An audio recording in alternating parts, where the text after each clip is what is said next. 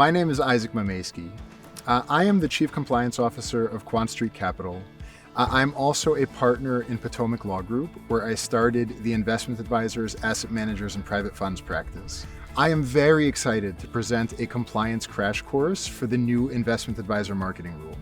This is an especially important and timely topic in the investment advisor world, and I'd like to briefly explain why. The SEC adopted the original advertising rule in 1961.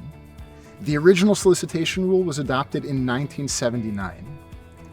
While the world has changed in unimaginable ways since those years, the advertising and solicitation rules had stayed mostly the same for decades, until just a few months ago. The new marketing rule has been a sea change to the investment advisor regulatory landscape. I'll give you just one little example.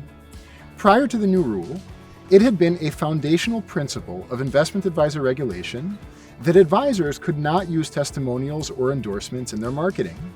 This meant no online reviews, no website quotes from satisfied clients.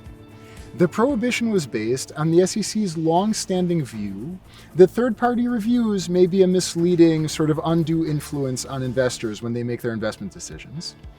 But these days, we won't even walk into a restaurant without checking the online reviews first. Never mind making the infinitely more important decision of who should manage our retirement assets.